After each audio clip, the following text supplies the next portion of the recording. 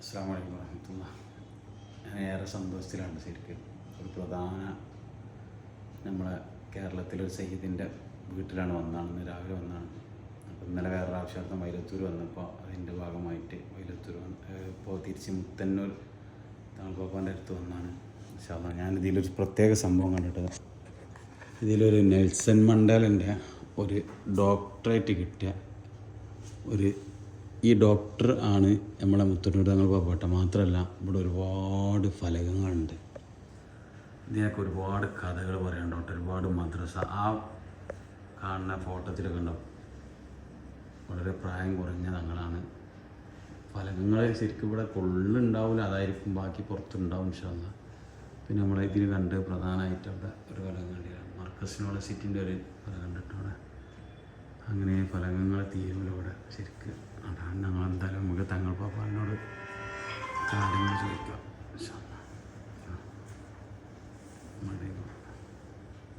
അസ്സലാമു അലൈക്കും തങ്ങൾപ്പാപ്പ, ഭാഗത്തല്ല അൽഹംദുലില്ലാഹ്. ഇന്നലെ കണ്ട് പരിചയപ്പെട്ട് ഇതൊക്കെ ഫലകങ്ങൾക്കൊക്കെ ഒരു മദ്രസിൻ്റെ കഥ പറയാനുണ്ടാവും. അതെ, അതിനൊക്കെ ഒരു മദ്രസ ഇല്ലെങ്കിൽ നമ്മളൊരു പൊതുപ്രവർത്തനങ്ങൾ ചെയ്ത ഒരുപാട് കഥകൾ പറയുന്ന ഒന്നാണ്. ഞാനെപ്പോഴും ഓർക്കുകയും പറയുകയും ചെയ്യുന്ന സംഗതിയാണ്.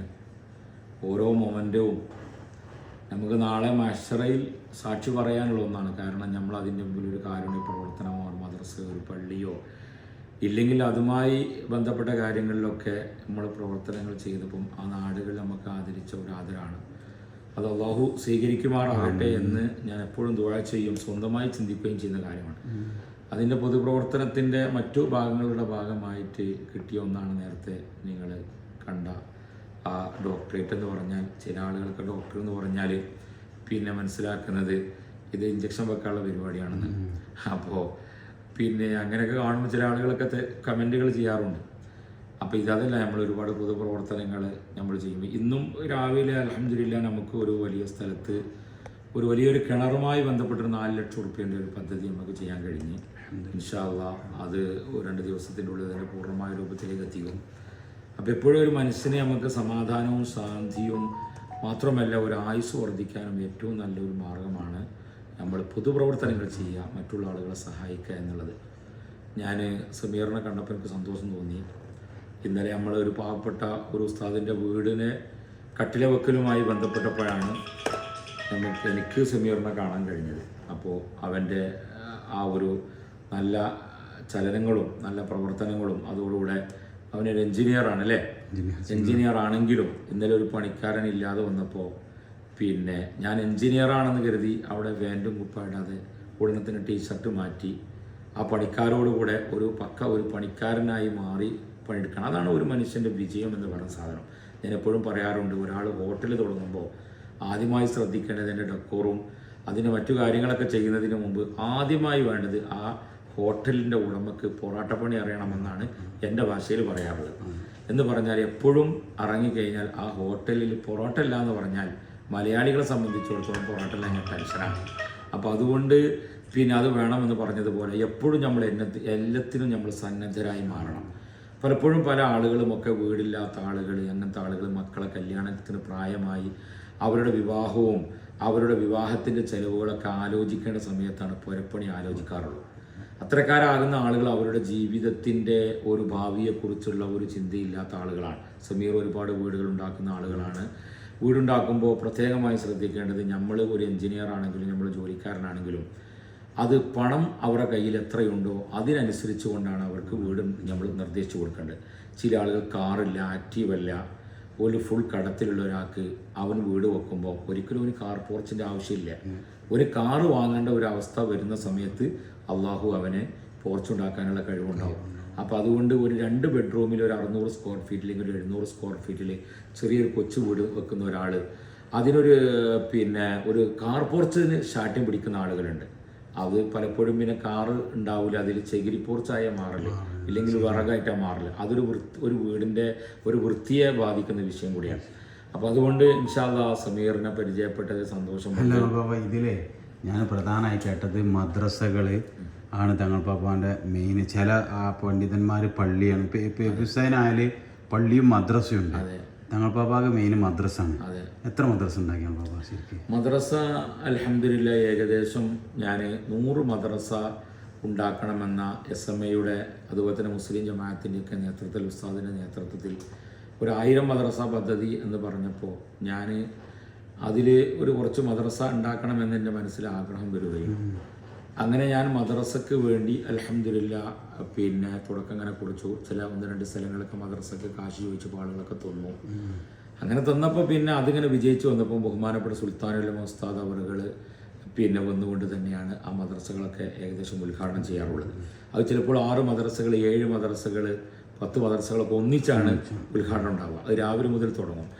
ആ മദ്രസകൾ ഉദ്ഘാടനം കഴിഞ്ഞ് അങ്ങനെ പിന്നീട് ആ 100 മദ്രസകൾ ഏകദേശം പൂർത്തിയായപ്പോൾ 313 മദ്രസ ആവട്ടെ എന്ന് പറഞ്ഞപ്പോൾ ഞാൻ അതിനുള്ള ഒരു പ്രയാണത്തിലാണ്. അതിനെല്ലാ ആളുകളും ഉസ്താദ് പറഞ്ഞാണ്. അപ്പോൾ ഉസ്താദ് പറഞ്ഞതനുസരിച്ച് കൊണ്ട് അൽഹംദുലില്ലാ അത് മുന്നോട്ട് പോകുമ്പോൾ അതുകൊണ്ട് അതുപോലെ എൻ്റെ ഉസ്താദ് ബദർ ഉസ്താദ്, തങ്ങൾ ഉസ്താദ് അവറുകൾ ഞാൻ ഓതി പഠിച്ചത് അവിടെയാണ്. ഞാൻ 10 വർഷത്തോളം അവിടെ ഓതുകയും 4 വർഷത്തോളം ഞാൻ അവിടെ ഒരു ചെറിയ ഖിദ്മയായി ഉസ്താദിൻ്റെ കീഴിൽ തന്നെ എനിക്ക് ജോലി ചെയ്യാൻ കഴിഞ്ഞിട്ടുണ്ട്. അങ്ങനെ അവരുടെയൊക്കെ ഒരു പൊരുത്തമാണ് എൻ്റെ ജീവിതത്തിലെ ഏറ്റവും വലിയൊരു ഭാഗം. ഇപ്പൊ മദ്രസ പിന്നെ 257 മദ്രസകളായി. 257. ഇപ്പൊ അവസാനത്തെ മദ്രസ ഇപ്പൊ നമ്മൾ ലാസ്റ്റ് ഇപ്പോ കഴിഞ്ഞ ആഴ്ചയിൽ നമ്മൾ തുടക്കം കുറിക്കണം വഴിക്കടവിലാണ് നമ്മൾ ഉണ്ടാക്കുന്നത്. ആ മദ്രസക്ക് അൽഹംദുലില്ലാ പിന്നെ അവസാനമായി മദ്രസയുടെ പണി തുടങ്ങുന്നതാണ്. ഈ ആഴ്ചയിൽ അടുത്ത ആഴ്ചയിലായിട്ട് അതിന്റെ കല്ലിടൽ കർമ്മം സാധാരണ രീതിയിലുള്ള മദ്രസ എന്ന് മാത്രമല്ല സ്മാർട്ട് ക്ലാസ് റൂമുകളായിട്ടാണ് നമുക്ക് 1-ാം ക്ലാസ് അധികം വരാറുള്ളത്. അത് നമ്മൾ AC ഉണ്ടാവും, പെയ്ഡ് ചെയറുകൾ ഉണ്ടാവും, ഡിജിറ്റൽ ബോർഡുകൾ ഉണ്ടാവും, അങ്ങനെ LED ഒക്കെ വെച്ച് ഏകദേശമൊക്കെ ആ ഒരു നാടിനനുസരിച്ച് കൊണ്ടുള്ള കാര്യങ്ങളൊക്കെ ചെന്നാലും ഇന്ന് AC മാത്രം വെച്ചുള്ള മദ്രസ 157 മദ്രസ. അതിനൊക്കെ ജനങ്ങൾ വളരെ സപ്പോർട്ടാണ് അതിന് കാര്യം. ഞാൻ പലപ്പോഴും തമാശയിൽ പറയാറുണ്ട്, ഈ AC ചോദിക്കുമ്പോൾ ചിലപ്പോൾ പ്രായമുള്ള ആളുകളാണ് ആദ്യം അതിന് സംഭാവന തരാറുള്ളത്. പ്രായമുള്ള ആളുകളൊക്കെ ഇന്ന് മാഷാ അല്ലാഹ് പഴയതുപോലെ ആയത് പോരാ, ഉഷാറാവണം. പഴയ കാലത്ത് നമ്മൾ മദ്രസയിൽ പഠിച്ചത് 1-ാം ക്ലാസ്സിൽ പഠിച്ചത് മത്തം കയറി, അസുലം കുത്തി, ബഷീർ കീസ കയറി, കുനിയൻ അമ്മിയിൽ കയറി, മണ്ടൻ ഉണ്ട തിന്നു, ഇതൊക്കെയാണ്. ഇന്നത്തെ കുട്ടികളോട് അതൊന്നും പറഞ്ഞാൽ പറ്റൂലല്ലോ. അപ്പോൾ അതുകൊണ്ട് കാലോചിതമായ രൂപത്തിൽ തന്നെ അൽഹംദുലില്ലാ ബഹുമാനപ്പെട്ട സുൽത്താനുൽ ഉസ്താദ് അവറുകളുടെയും റയീസുൽ ഉസ്താദ് അവറുകളുടെയും ബദറുസ്താദ തങ്ങൾ ഉസ്താദിൻ്റെയൊക്കെ നേതൃത്വത്തിലായി അൽഹംദുലില്ലാ നല്ല ആധുനിക രൂപത്തിൽ തന്നെ ഇന്നത്തെ കുട്ടികൾക്ക് കാലോചിതമായ പാഠപദ്ധതികളൊക്കെയാണ് ഈ മദ്രസയിലുള്ളത് അൽഹംദുലില്ലാ. അതുകൊണ്ട് അതിൻ്റെ ഭാഗമായി തന്നെ ഇൻഷാ അല്ലാഹ് പിന്നെ മദ്രസയുടെ പഠന രീതികളും ഒക്കെ ആ രൂപത്തിൽ മുന്നോട്ട് പോകുന്നു. എന്തായാലും അടുത്ത ഡോക്ടറേറ്റ് ചിലപ്പോൾ ഇത് തേടി വരും ഇൻഷാ അല്ലാഹ്. വരട്ടെ. അതെ, നമ്മളെ ആ ഉസ്താദിൻ്റെ ആ ഒരു സമയത്തുള്ള